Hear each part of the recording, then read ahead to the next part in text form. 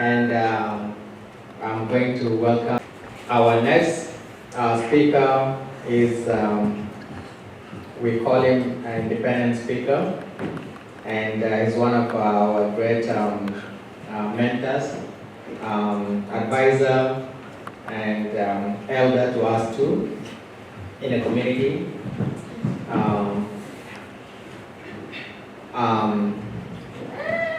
I don't know how to say, but the things like he's going to say his own word, because if I talk on his behalf, it will be more like discrimination too, or it will be like I'm trying to tell him what to say. So, but what I can assure you with is, he was one of the best doctors in Africa, and some of us have witnessed his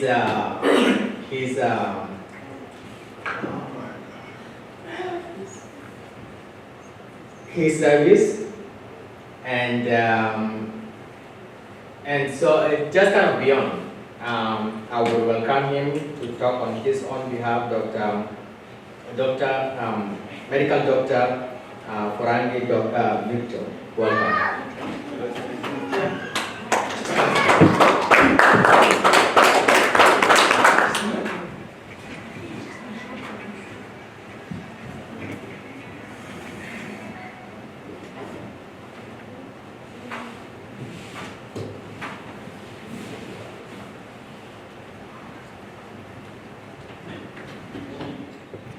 Good morning, everybody. Good morning. Yeah, I'm really very pleased to be here this morning and to have this opportunity with the Life at Zero organization in our community. I'm very pleased, but let me confess, the former speakers, they moved me actually from inside. I'm now shaking, I don't know what to say. But I will say what I have, because I resonate with all of them. What they have said, we all have these experiences. To begin with, my name is Dr. Victor Forangi, a medical doctor with a postgraduate diploma in clinical research. I worked for long in Sudan, in Khartoum. As now they're destroying those hospitals. I know that those hospitals are all. The last one was at Banjali, where Tamasari is now staying in. And I worked in other places. You name it in Sudan. Durman Military Hospital, Sinar, Dindir. Anyhow, life changed, of course. And it happened that I think it is, one could say, occupational hazard. I developed back pain, very severe back pain, and I underwent different modalities of treatment in Egypt, and lastly here in Canada after migrating to Canada. But still, nothing was successful. In 2010, I meant to mention that I migrated to Canada in 2004. In 2010, I went back home because I felt that my country now is in need of me. Staying here in Canada, not recognized, not appreciated. There was no need for me to stay. Let me go and serve my people who are just coming from war. I think I will be of value there. So I went back to South Sudan. I worked there as a Director General Minister of Health, and we started health service from zero with the help of other friends and organizations, including Canadians, LAZDS-CANADA, and other USAID and things like that. But unfortunately, because of the situation also in South Sudan, my health situation deteriorated. To mention that the war, which is 2013, the country went down economy completely disrupted. Then my car, I could not buy battery to start the car, so I had to push the car.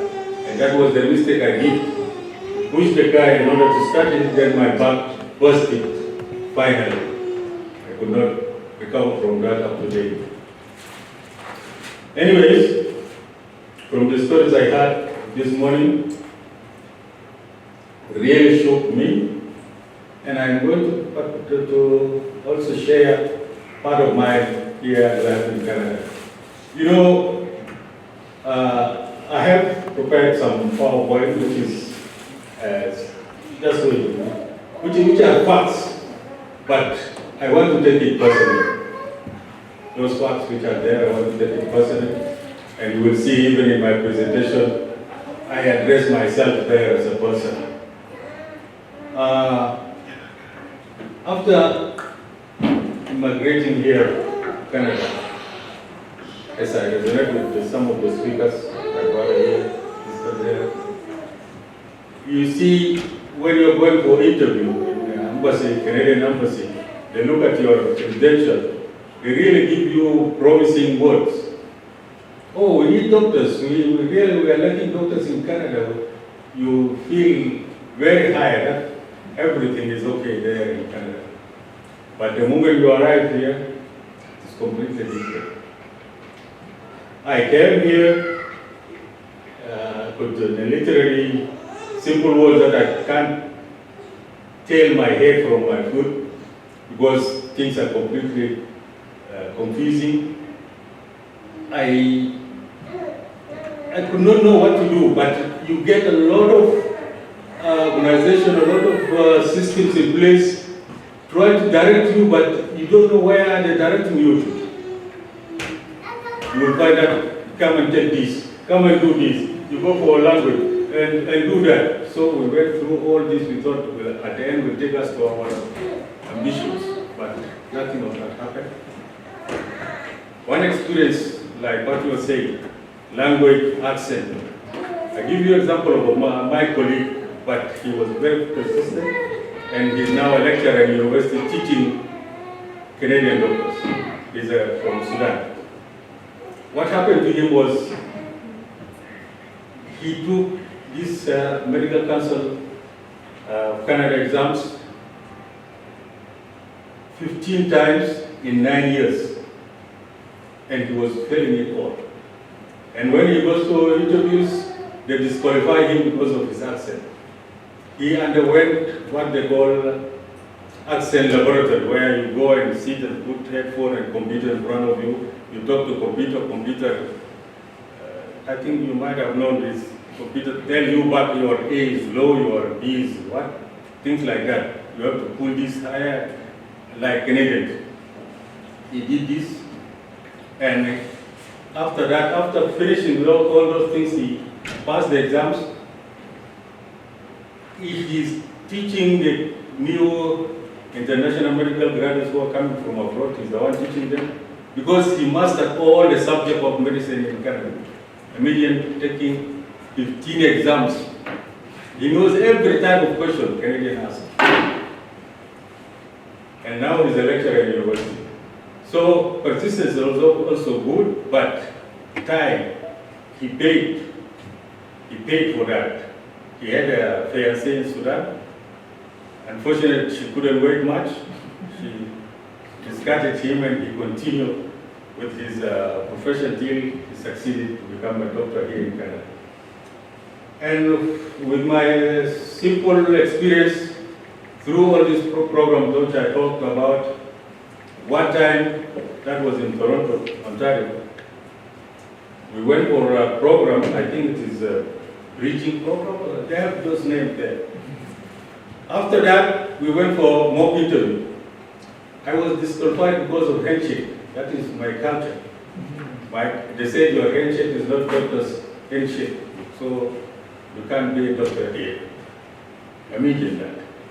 Just handshake, because this is my culture. I grew like this. I shake hand, maybe how I press it or how I shake it. They say, no, that's not good to be a doctor here. It has become a shock because this is how they demoralize us. they pick something, either your accent or your handshake, then you are working on this. You forget your real, your profession. You forget about it. You are now thinking about how could I shake here. So, with that, I think my operator is not there.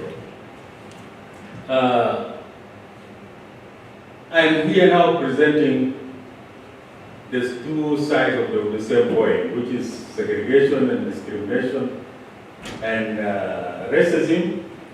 I have the two sides of it. One of it, a disabled person, which is also discriminated against. At the same time, African origin. You can imagine you have these two labels, you carry with it all the time you go. And even in simple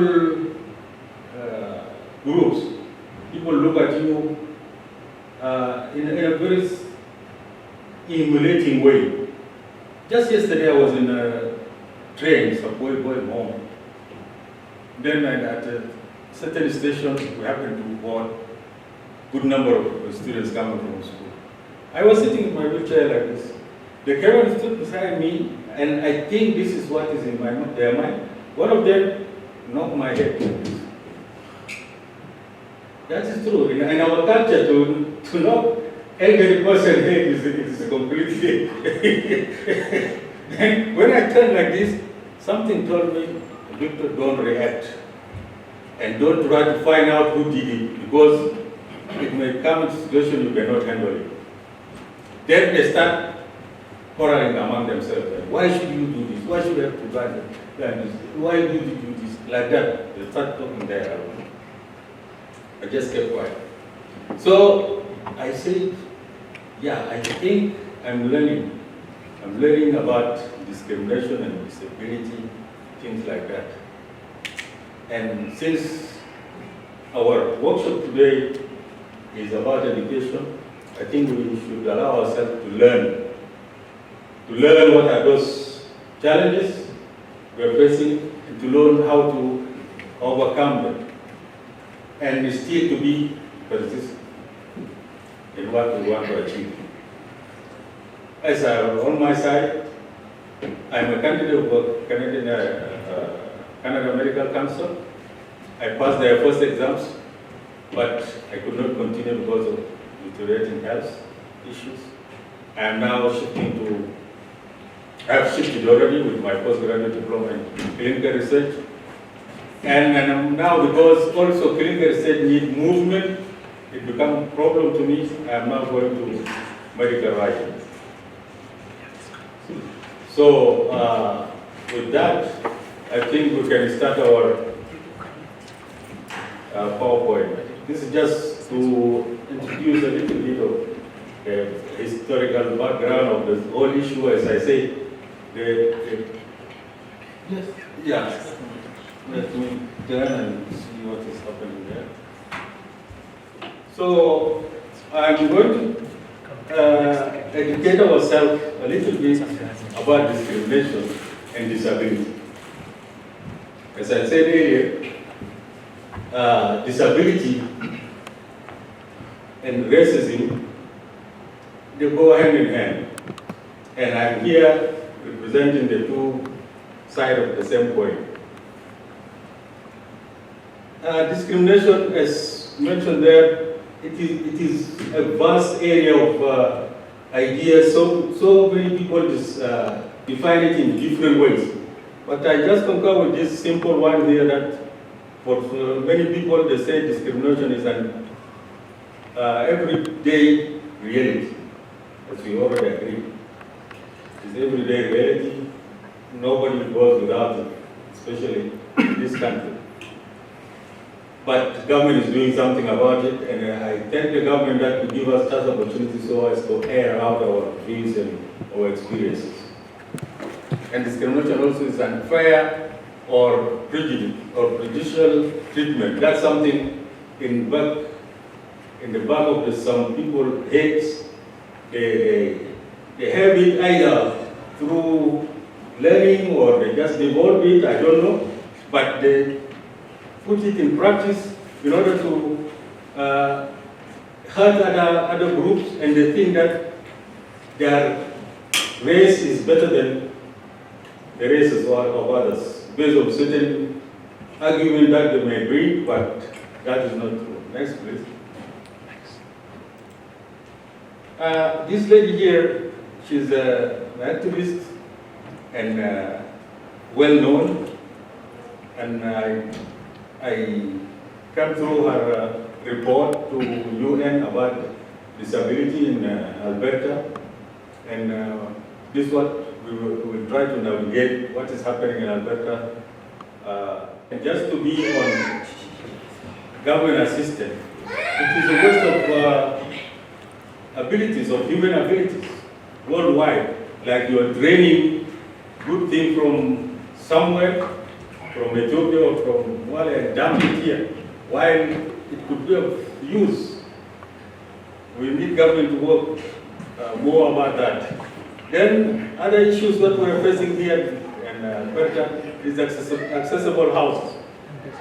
I myself now, as I'm talking, I'm looking for a house, and it has been a problem. 2 months now, to not get a house for certain reasons. For example, if I get a house which I think is good for me, it will be expensive, but not very able to afford it. You see? So that is an issue. But I think any house can be prepared for a disabled person. Just when I was coming here, I found a hurdle there, obstacle, which I could not pass. If you see that ramp? Yeah. The ramp coming in here, I could not pass it. And it's very simple, just to put a little bit of mud or anything, disabled can pass, but they don't have that. And when I arrived at Edmonton last year, I realized that there is a big difference between accessibility here in Edmonton and Toronto. And I was always trying to threaten business people. I said, if you don't improve this, I'm going to sue you. And they start laughing, but I realized there is improvement. Last time I went, there was a Dolorama near us there. They don't have button door. I talked to them. Last week I went there, I found there is button door. Anyways, as we say, people look at a disabled person with humiliation and discrimination, and this is fact, even in Africa. But since we are educating ourselves, we need to educate others also. What is disability and how to live with it, and how to benefit from this disabled person. Next, please.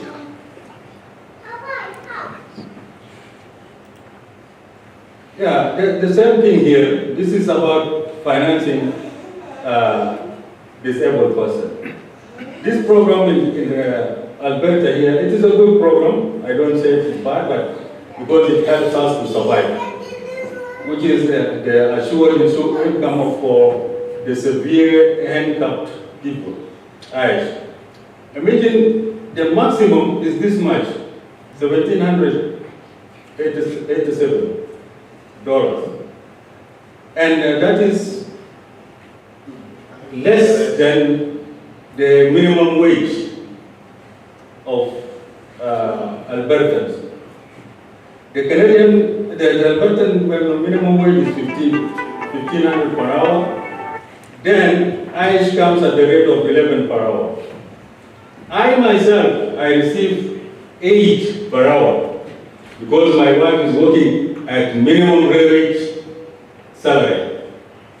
That's why they calculate for me it is 8 per hour. Imagine somebody like me with all the potentials I have. This is my income. How would I feel? And I didn't say that I don't want to work. I've been working. If you go to my computer now, you see a lot of job application. But nobody wants to give me one. Sometimes they say I'm overqualified. They have these words. And sometimes they can't give it to me. Next, please. And yeah. Here we can see that to apply to that status to receive this assistance, the minimum can take you 10 months, and this is what actually took me 10 months to get this assistance. I came here since last July. It was approved just last month.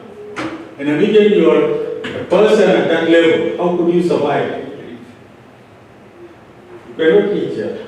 And that is true. When I go to grocery, I become very selective. And then I pretend as if I don't see other things. I come by like this, I said, this is not there. I will go for this only. See? Next, please. And as I said, I'm going to take it personal. Yes, to take care of disabled person is very costly. But disabled people are capable of helping the government to take the right decision and come with better programs for disabled people in order to make them of value. Then many people living with disability, they are professionals, as I say, I'm one of them. They are creative and they have that ability of bringing new sites to the government, to the services of the government to disabled people. You see, they have those abilities that they can bring in, but they are not given the chance yet. So I tend to ask myself always, is disability a determining factor for a person living with disability destiny, which is poverty? Is it true that when you're disabled, that your destiny or your extent to become poor, or you lose your dignity? And this is what is happening. When you are disabled, you are destined to be poor. When you are disabled, you are destined to be humiliated. Next, please. Here are some numbers with the disability in Alberta. You can see these are the percentage of certain groups which constitute the disability, constitute the part of the population in Canada. It is just like what you would supposed to see in that video, around 17 or 20% of people in every given community or every given society are disabled people. And disability goes, there is a trend for this disability. It starts from early age, as you go with the age, disability increases. And government of Canada or Alberta, in this case, is doing a lot. As you can see, there are about 11 ministries delivering 34 disability services to people. But the problem is, in order to get those disability program or to access them, need awareness. And I think here we are today to propagate that, to create this awareness in our communities, in our people who are in need of those disability services. Next, please.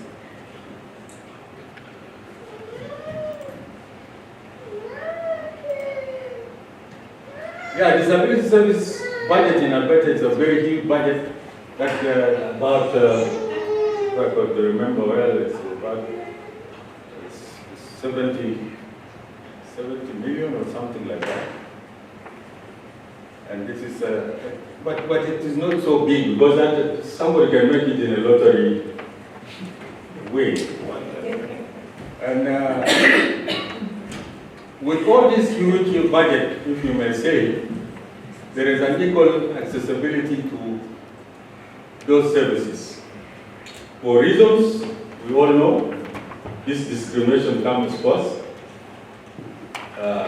If you are not accepted, then you cannot access those services. Then in workplace, in learning place, you mentioned it, learning place, you are not given those chances to learn, and so forth. Then, even the people who are working there, they always try to hurt your feelings with these discriminatory attitudes wherever you go.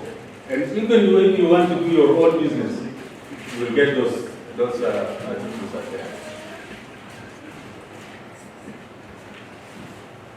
And we talked already about housing problems, inaccessibility, and inappropriate type of housing that disabled people in different forms. I don't mean always people in wheelchair or physically disabled.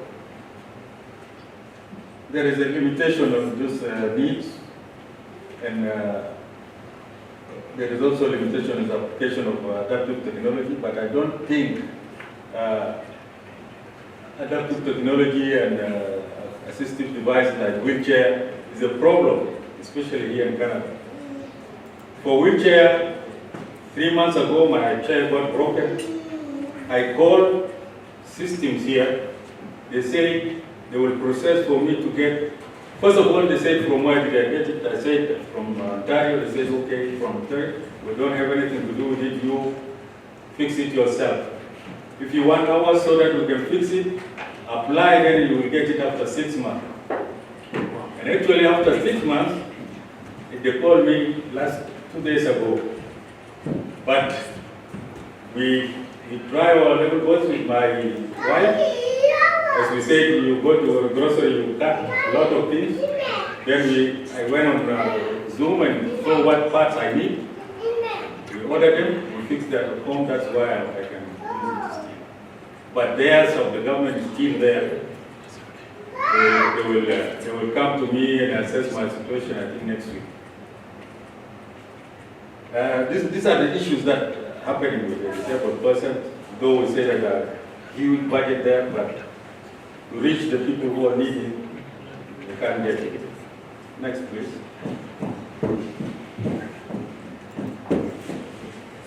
Yeah, this I think was talked about in some ways, the previous speakers.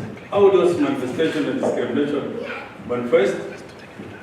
These are the type of events we can talk and read about: individual racism, discrimination, institutional racism, discrimination, cultural one.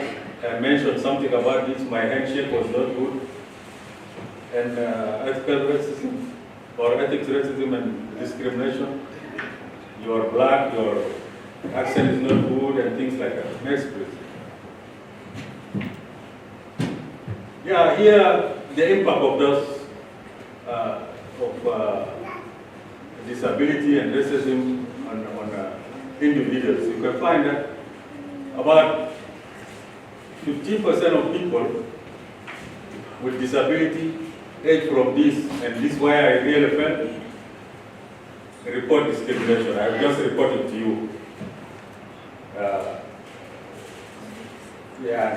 Mishandling or said maltreating in the community. Somebody just came and knocked my head. These are the issues, and we see that younger people report much higher because they have that sense of bullying each other there. Yeah. So from these numbers, we can say that discrimination is real. We can avoid it. Next, please. And with that, I come to this presentation, and thank you very much.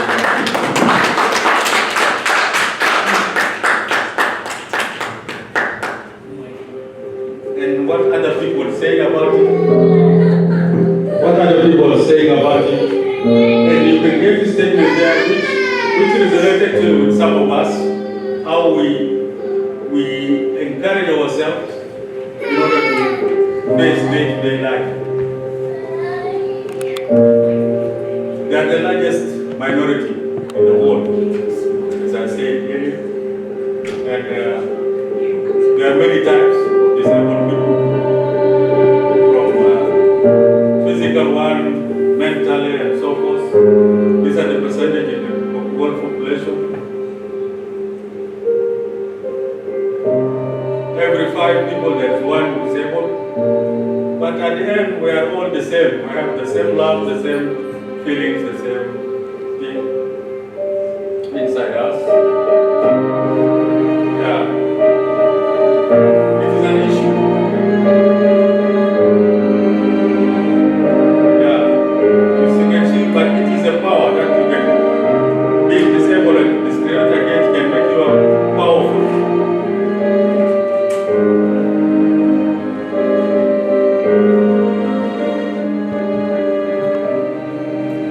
This is what that man said, Stephen Hogan.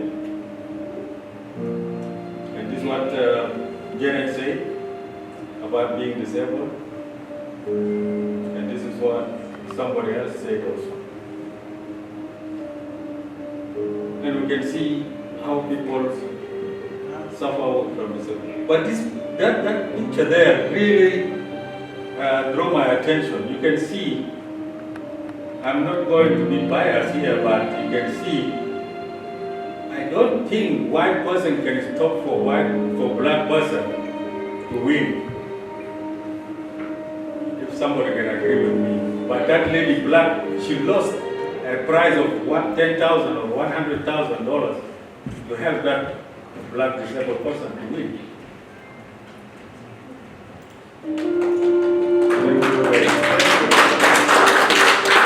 Thank you guys and wish you the best day. Thank you.